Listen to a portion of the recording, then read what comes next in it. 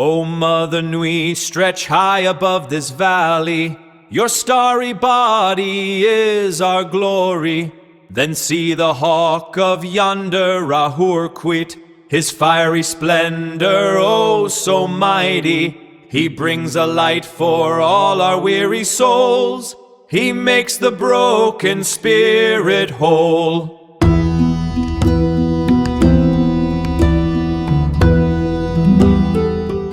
You know, usually when we think of a prison, we picture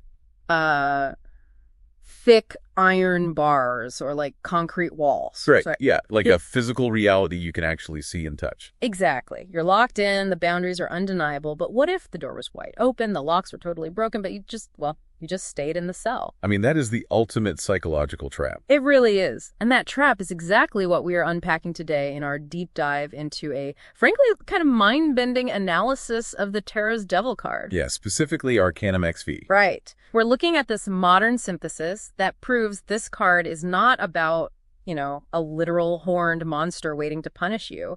It's a profound psychological blueprint of the false ego. Right. And how we basically voluntarily enslave ourselves to the material world. It's the monster we construct inside our own minds. Okay, let's unpack this because you can see this immediately in how the devil is actually positioned here. Yeah, the posture is so weird. It is. Traditionally, he's seated heavily on a block. But in this specific version, his posture is entirely unnatural. Like he is suspended in midair. Hovering precariously between like absolute command and total chaos. Which honestly makes me think of like a toxic middle manager pretending to be the CEO. Oh, that is a great way to put it. Right. He's ruling from thin air, just projecting power, rather than actually sitting on a solid throne of real spiritual authority. Well, what's fascinating here is that he enforces that illusion with the upright trident he's holding. It's not just a pitchfork. Right. No, not at all. Yeah. Historically, a trident is a scepter of primal power, and the three prongs represent dominion over instinct, temptation, and material attachment. Wow. Okay. So instead of your higher self running the show, this false ego ensures your base urges are calling the shots. It's a complete inversion of the spiritual hierarchy. So if he's essentially this toxic middle manager ruling on an illusion, who are the employees he's manipulating? Well, look at the bottom of the card. Right, and here's where it gets really interesting. In old school cards, there are usually two figures chained up below him, like Adam and Eve. But here we have three chained figures. Why the upgrade in despair? Because this triad represents the total colonization of the human organism. Like mind, spirit, and body. Oh, wow. It's a systemic breakdown. Exactly. Figure one hides their face in shame. Yeah. That's the mind, completely paralyzed by, social indoctrination and guilt. And once the mind is trapped, the spirit follows. Right. Figure two appears totally lifeless. In Egyptian metaphysics, you have the Ka, which is your vital life force. This figure's Ka has been entirely drained by the endless pursuit of material things. So the spirit is just emptied out. And the third? Figure three is literally decaying. When you ignore your shadow... Wait, the dark, uncomfortable desires? Yeah, the traumas you refuse to acknowledge. They don't just disappear. They manifest physically as stress, burnout, and bodily decay. That's the physical toll of living disconnected from your true purpose. But wait, I need to push back here. You're telling me these figures are literally decaying and having their life force drained, but the devil is just hovering there. He's not physically holding them down. Right, the chains are actually loose. So why wouldn't they just step out the second they feel that physical toll? Because of what the source text calls definition manipulation. Look at the devil's outstretched hand. Okay, I see it. He isn't using force. He's using influence.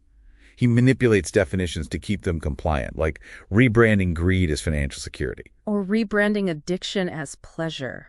Exactly. Oh, man, that hits close to home. Like when I tell myself, doom scrolling on my phone for 3 hours is just self-care and unwinding. Right, yeah. I'm rebranding my own screen addiction to make the chains feel comfortable. That is a perfect modern translation. Yeah. And this ties into the Kabbalistic path associated with this card, which is Ayin. Ayin. Yeah. The word means eye, representing superficial, purely material vision, but it also means mirth. Wait, so the devil is laughing at them. He is laughing because the joke is on them. The chains are an illusion. Oh, I see. These figures are entirely self-victimized, trapped by their own false ego, yet they firmly believe they are powerless to escape. So what does this all mean? If we're all walking around in these invisible self-imposed chains, How do we get out? Is this just a doom and gloom scenario? Far from it, actually. This card represents a mandatory stage of personal growth. Huh. You cannot transcend the ego until you fully understand how it operates. You have to see the trap to escape it. Exactly. To break the spell, you have to confront that shadow we talked about.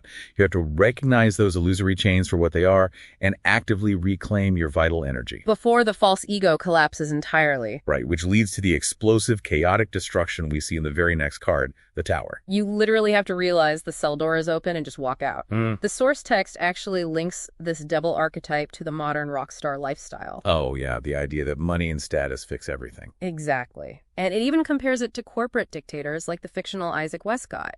It's a reminder that these forces are woven into our everyday lives. They really are. So, as you navigate the modern world today, ask yourself, what glittering digital tridents are currently manipulating your definitions of happiness? And when you look closely at that invisible prison you feel trapped in, Are you voluntarily holding on to chains you could simply drop?